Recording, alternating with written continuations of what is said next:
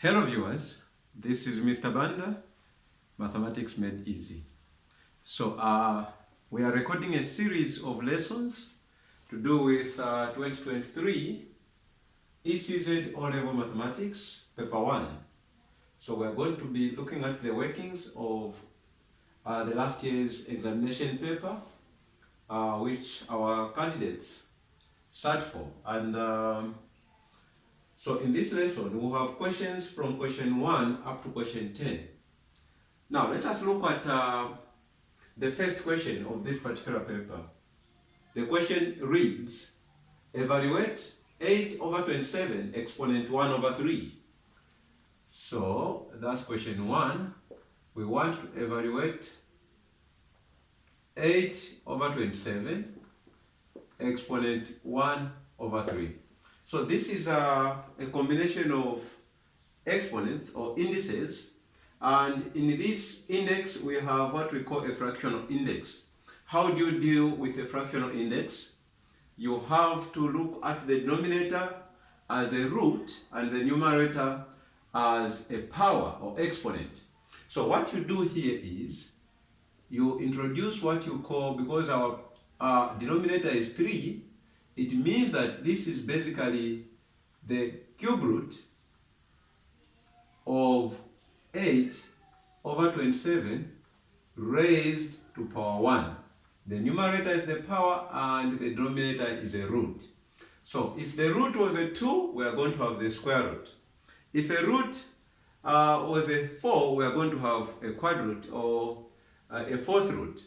Now a fourth root in this case, a cube root in this case, is a number that must be multiplied by itself 3 times to get 8 over 27. You can agree with me that according to the laws of indices, the cube root of 8 over 27 is the same as the cube root of 8 over the cube root of 27. Everything here is raised to power 1. This is going to give us the cube root of 8 is a number that we must multiply 3 times by itself to get 8. And hence the cube root of 8 is going to be 2, because 2 times 2 times 2 will give us 8. Over cube root of 27 is a number that we must multiply 3 times by itself, and it must give us 27. That number is 3. So cube root of 8 over 27 is 2 over 3, which is raised to power 1, and this will just give us 2 over 3 as our final answer. So this is what was required to be done. Let us look at question 2. Question 2 of this particular paper, 2023 paper 1, internal. So let us look at question 2. Question 2 reads, factorize completely. We are factorizing completely 3x cubed minus 27x. So complete factorization is to ensure that we are going to write this particular algebraic expression as a product of all of its factors without leaving any, or without just factorizing it partially. But how do you do that? You have first of all to check if there is a common factor of 3x cubed and 27x. Our factors of the coefficients, which are in this case are 3 and 27, the factor there is 3. For 27 and 3, the factor there is 3. Then check the factor of the variables. You have x cubed and you have x here. So x is common because in x cubed there is an x there, which is being multiplied by x squared. So x is common. So you have 3x as our highest common factor of these two factors. These two terms of our algebraic expression. Then you have to divide. How many times can you divide 3x into 3x cubed to know what exactly is going to remain here? So when you divide 3x cubed by 3x, what you are going to get is x squared, because 3 into 3 will cancel out and that will give us a 1. x into x cubed will give us x squared, and that is our quotient, minus 3x into 27x, or 27x divided by 3x.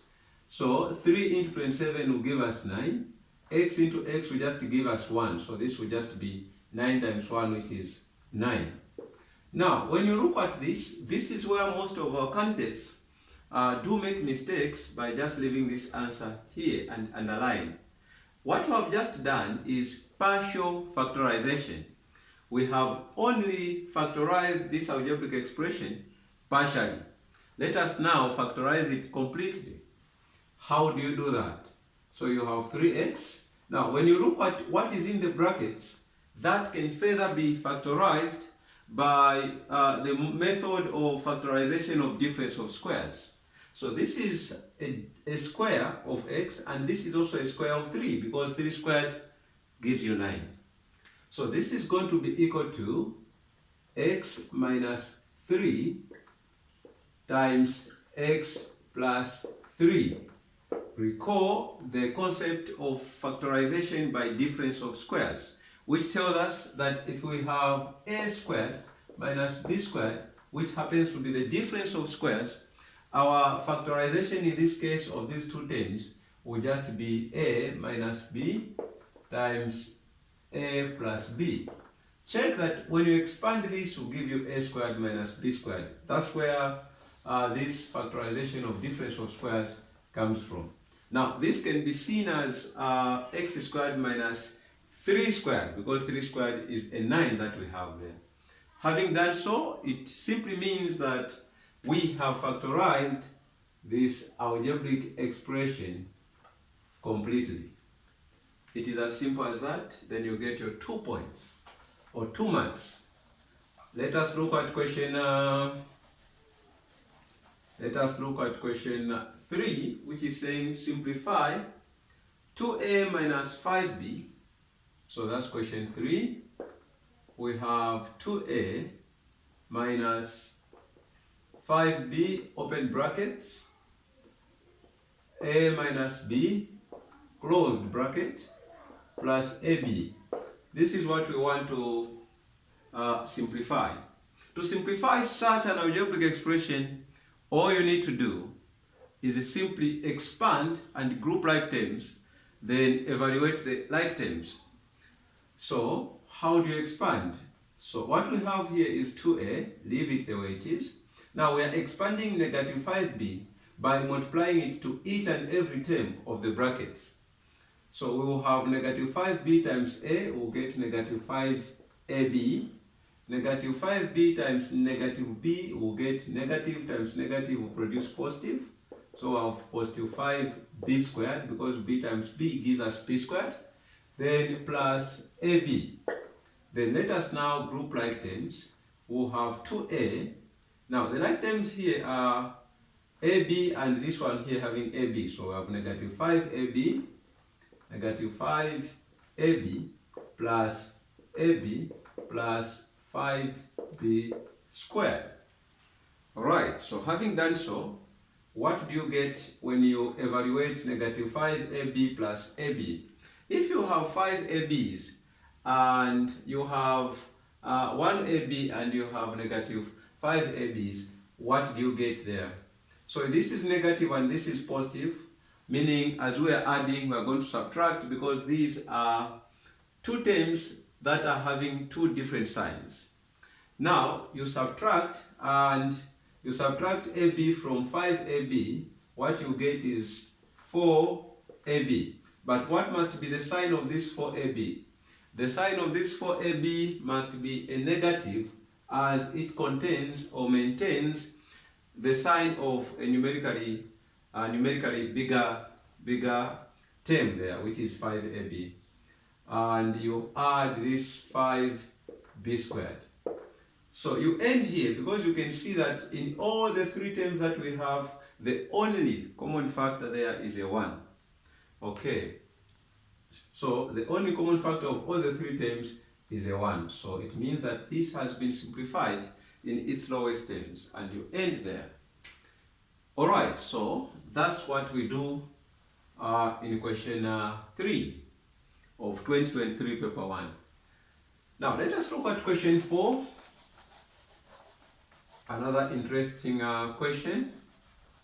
Question 4 is on what we call coordinate geometry. So question 4 leads the point A. So point A has coordinates. A has coordinates -5, 3. So point A has coordinates -5, 3, and point B, whose coordinates are not known. So what I'm going to do there is to let B be x, y. So have midpoint 4, -2. Find the coordinates of B. So the midpoint of A and B, or of AB as a straight line, is has coordinates 4, -2. So midpoint has coordinates 4, -2. Our task is to find the coordinates of point B.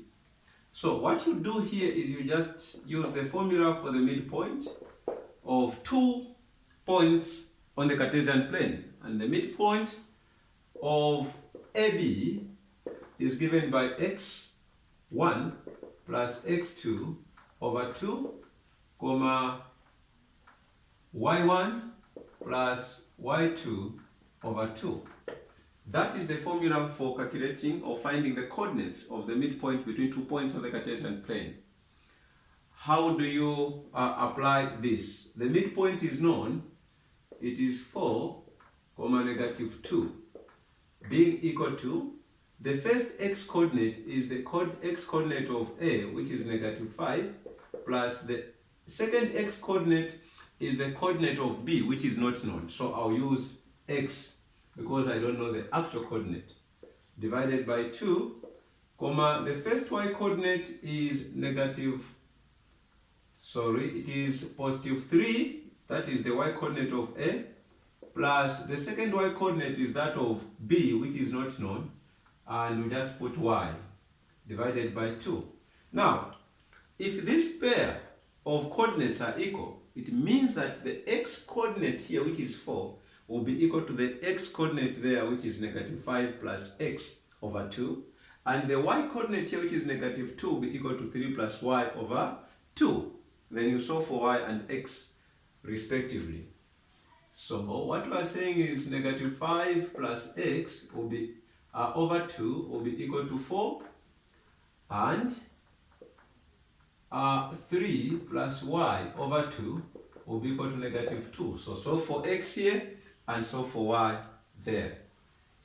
So by cross multiplying, you have -5 plus x giving us 2 times 4, which is 8. Then you have x is equal to 8 plus 5 by taking -5 to the other side. And you have x giving us 13. Meanwhile, y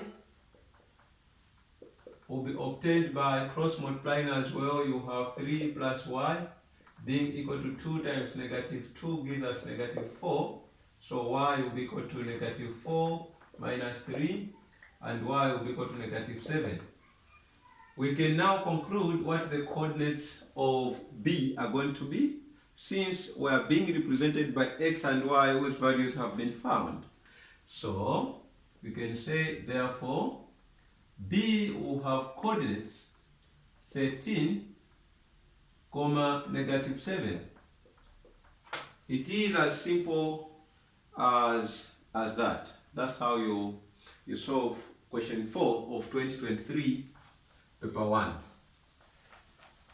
Let us look at question 5 of 2023 paper 1. What is it that must be done? Question 5, 2023 paper 1.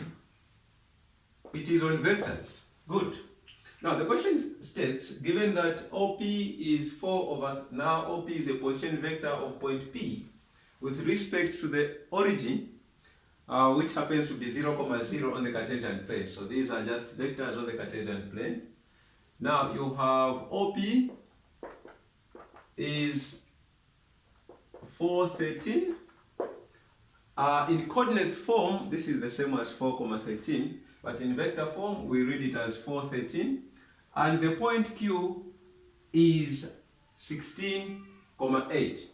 Now, if point Q is 16,8, it means that the position vector of Q, which is OQ, will be equal to 16,8.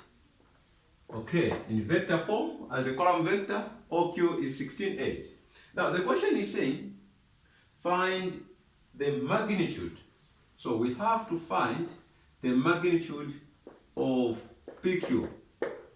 Now, take note that one of the properties of vectors states that if P and Q are position vectors, or they are position vectors with vectors with respect to the origin, which happens to be 0, 0, then PQ as a vector is going to be equal to OQ minus OP. This comes from a very simple analysis where we have O as the origin, and let's assume that P is this side and Q is that side. So PQ is this vector that I've written in that direction from P to Q. This is OP, and this is vector OQ. So if you want to find vector PQ, you're using the triangular rule of for addition of vectors. For you to move from P to Q, you move from P to O. So that is PO. If you want to move from P to Q, you move from P to O plus O to Q. Now, what is PO? PO is a vector with the same magnitude as OP, but in the direction, in the opposite direction. Therefore, PO is just the negative of OP by another properties of vectors, plus OQ is OQ as that. Therefore, since we enjoy being so positive in most of the workings that we do, we are going to start with the positive vector there, which is OQ. So we have OQ minus OP is our vector PQ. That's just the properties of position vectors. Having said so, let us now calculate what PQ is. So, vector PQ, which was saying it will just be OQ minus OP. So PQ as a vector will give us OQ is vector 16,8 minus OP is vector 4,13. So we get the difference to get PQ, which will be 16 minus 4 gives us 12, and 8 minus 13 gives us negative 5. This is vector PQ. Now take note that the magnitude of n vector, let's say if vector PQ is a vector xy, then the magnitude of PQ is the square root of x squared plus y squared. This is the formula that we use to calculate the magnitude of n column vector. Okay, so we'll use this formula now to get the magnitude of PQ. So, the magnitude of PQ, which is just the length of vector PQ, will be equal to, or the size of vector PQ will be equal to the square root of our x is 12, so you have 12 squared, plus our y is negative 5 squared, which will be the square root of 12 squared is 144, plus negative 5 squared is positive 25. That will give us the magnitude of PQ being equal to the square root of 169. When you add those, you get 169. And the square root of 169 is simply 13 units. So that will be the magnitude of vector PQ. Let us look at question 6 now. So we have question 6, and question 6 reads,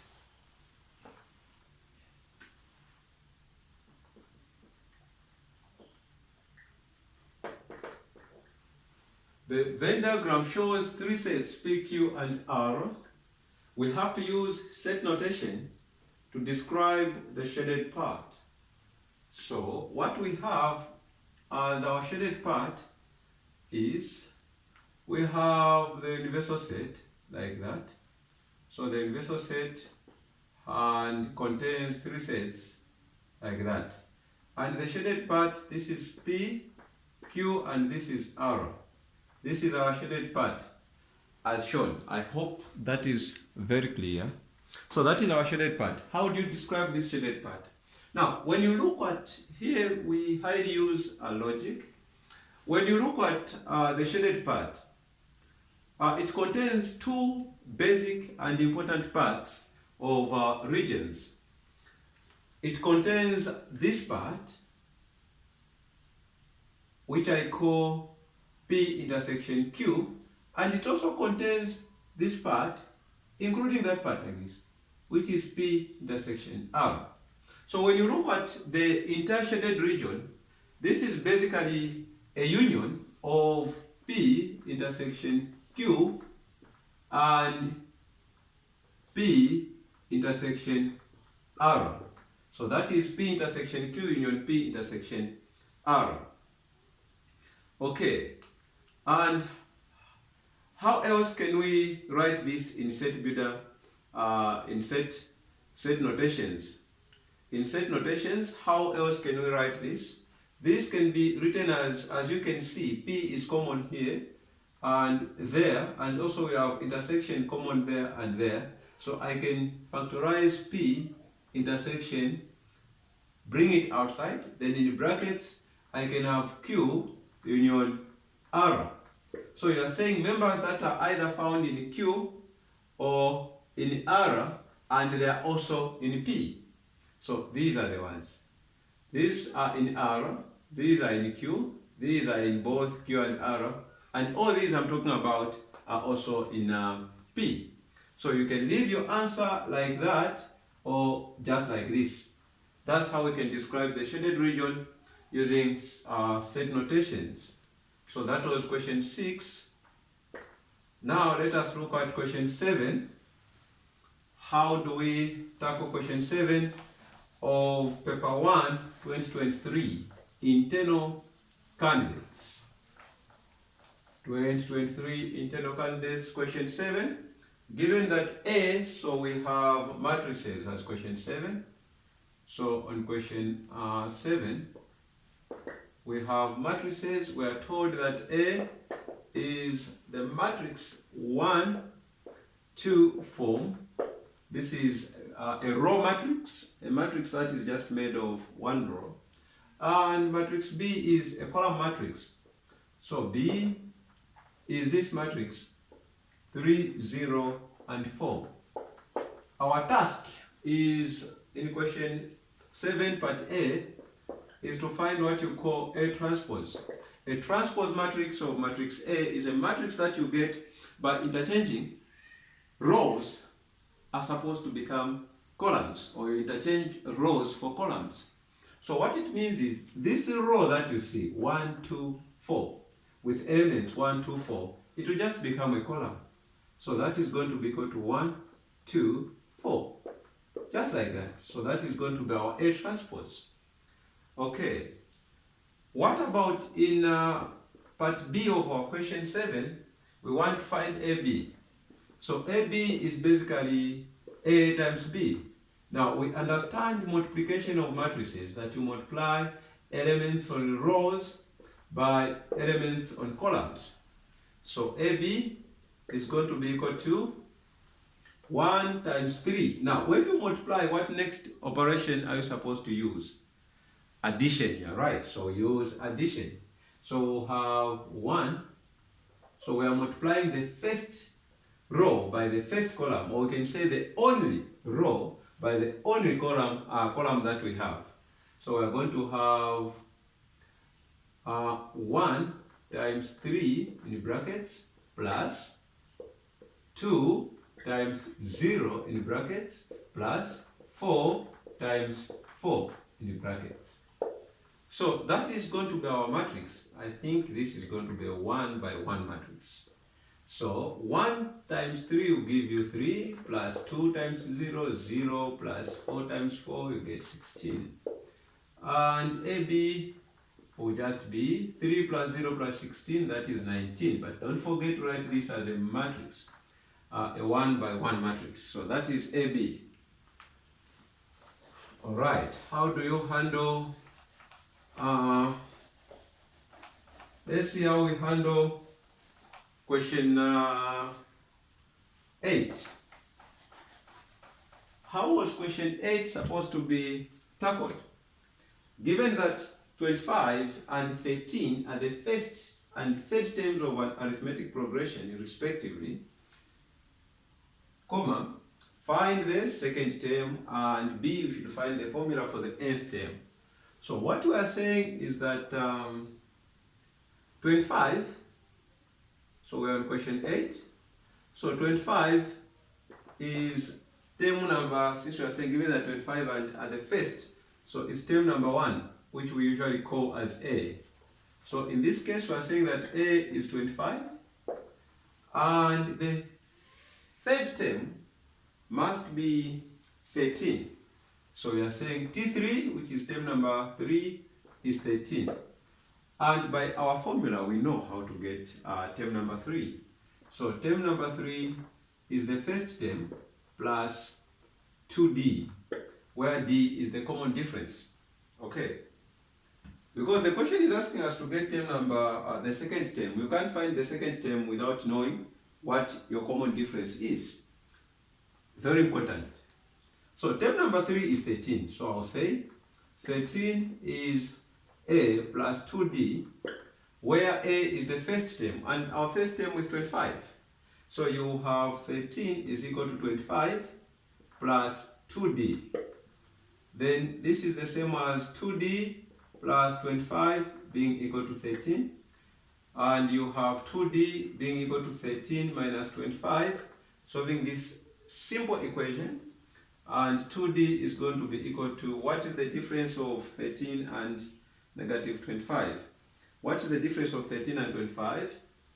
And that will give us 12. But this 12 must be negative. So you have 13 minus 25 will give us 12, but this 12 must be negative because our biggest integer there is 25, which contains a negative sign. Then you divide by 2, to get the common difference, we'll have negative 6 as our common difference.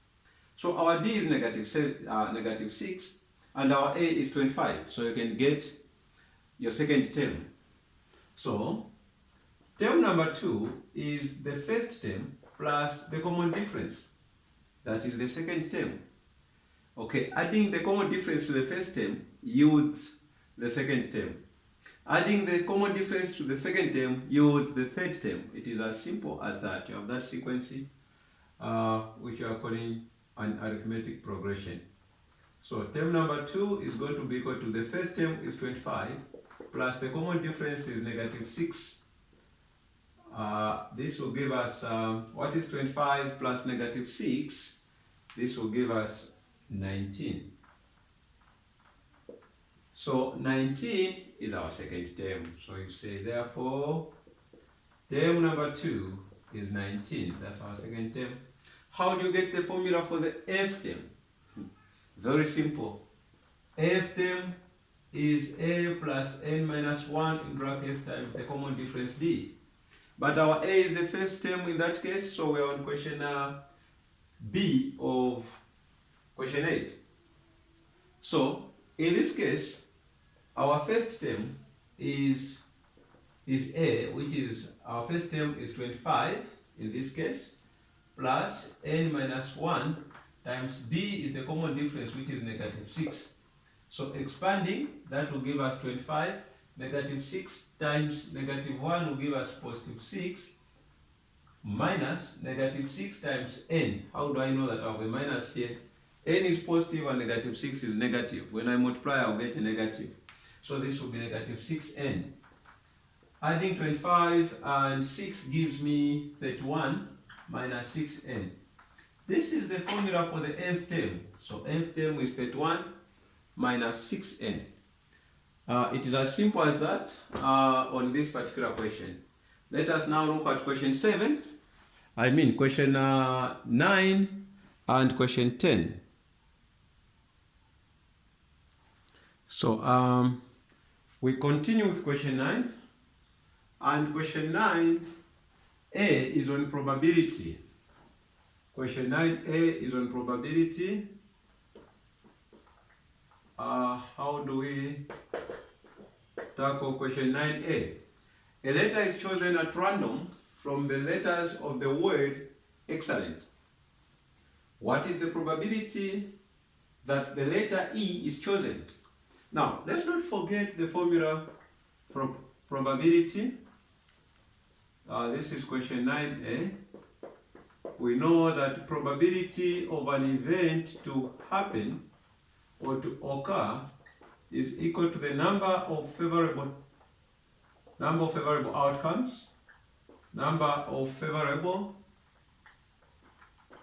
outcomes, divided by total number of outcomes. Now, what is the number of favorable outcomes? So total number of outcomes. Now, what is the number of favorable outcomes? These are the outcomes that whose probability is what we are calculating. In this case, is the number of the letters E in this word. So number of favorable outcomes here is the number of letter E in this case, in this word. So we will have probability of picking letter E will be equal to the number of letter E's in this word excellent. 1, 2, 3. We have 3 E's there. So you put 3 over total number of outcomes. In this case is the total number of letters that we have in this word. How many are the letters in the word excellent? 1, 2, 3, 4, 5, 6, 7, 8, 9. So it is 3 over 9. So that is the probability of us, or the likelihood of us picking letter E out of the word excellent. This can be reduced, by the way, because we have the highest common factor of 3 and 9, which happens to be 3. 3 into 3, you have a 1. Over 3 into 9, you have a 3. So that will be 1 over 3. That is the probability of us picking the word the letter E from the word excellent.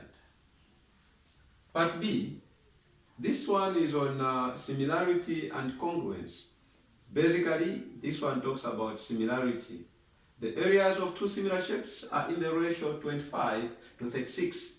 If the length of the smaller shape is 2 centimeters, we have to calculate the length of the larger shape. Now, this is a very simple but quite tricky question because of our students or candidates failing to understand what a ratio is. Now, we understand that a ratio is a comparison of 2 or more quantities of the same kind. Now, having said so, you cannot use the ratio of areas to compare the lengths. A length is just a side of a shape. Now, you can't use the ratio for areas to compare the length of the sides or sides of the shape. Therefore, you are required to get the ratio of the sides so that you can use it to compare the side of a larger and a smaller shape. Therefore, if we are given x to y, if this is the ratio of the sides, if x to y is the ratio of the sides, you have to know that to get the ratio, the ratio of the areas, you square this particular ratio. The ratio of the sides is squared to get the ratio of the areas. Therefore, if you are given the ratio of the areas, to go back to the ratio of the sides, you have to square root. So, you are going to do square root of the ratio of our areas, which happens to be 25 to 36. So what we are going to get now by doing so is x to y, which happens to be the ratio of the sides. So this is going to be equal to the square root of 25 to the square root of 36. Square root of 25 is 5, square root of 36 is 6. This is the ratio of the sides, which happens to be the length in this case. Now, we can use it now to compare what the length of the larger shape is going to be. 5 is a representation of the ratio of a smaller shape, and 6 is a representation of the ratio of a larger shape. Now, the smaller shape has length 2, meanwhile, the larger shape has length x, because we don't know it. You can use m, y, or any letter of your choice. When you have this, you are solving for x. Don't forget that ratios are supposed to be, these two shapes are similar, and them being similar, it implies that the ratio of corresponding sides are supposed to be the same. Therefore, what you are saying is 5 to 6 must be equal to 2 to x by the property that if they are similar, then the corresponding sides are supposed to be in the same ratio. So this ratio must be the same as that one. So as a ratio can be expressed as a fraction, that would be 5 over 6 being equal to 2 over x as a fraction. You cross multiply, you have x times 5, you get 5x being equal to 6 times 2, you have 12. Dividing by 5 both sides, x gives us 5 into 12, it is 2, the remainder there is 2. 5 into 2 is 0 because it can't, so you put a point and add a 0. 5 into 20, you get 4.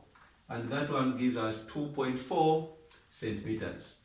So the bigger shape or the larger shape will have the length 2.4 centimeters if the smaller shape has the length 2 centimeters.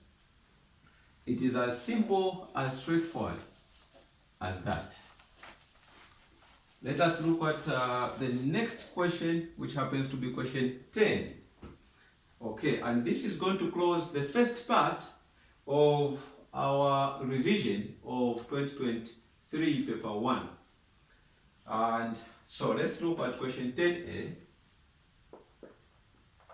10a is saying set A is given in set video notation. So set A contains elements x such that 1 is less than this element, and this element must be less than or equal to 15.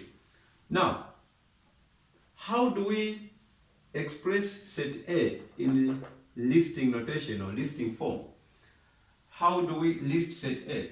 Set A contains x being a prime number. So you are looking for prime numbers which are in the first place x is greater than 1.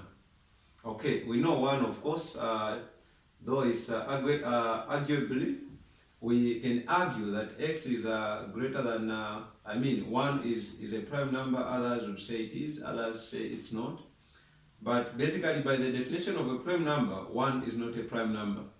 Now, we are told that x must be extremely greater than 1, or absolute greater than 1, and this x must be less than or equal to 15. So we are looking for numbers that are greater than 1, but they should be less than or equal to 15, and these numbers are prime numbers. The first prime number is a 2, second is a 3, and third is a 5, and fourth you have 7, fifth 8, 9, 10 is not, 11 is a prime number, 13 is a prime number, 15 is not. 14 is not and 15 is not, so you end here. That is set A. Those who have forgotten what a prime number is, a prime number is a number whose factors are just 1 and itself. So it only has 2 factors, 1 and itself. That's a prime number. Let us look at set B. Set B is also listed in a set builder notation as x such that 0 is less than or equal to x, which must be extremely or absolutely less than 10.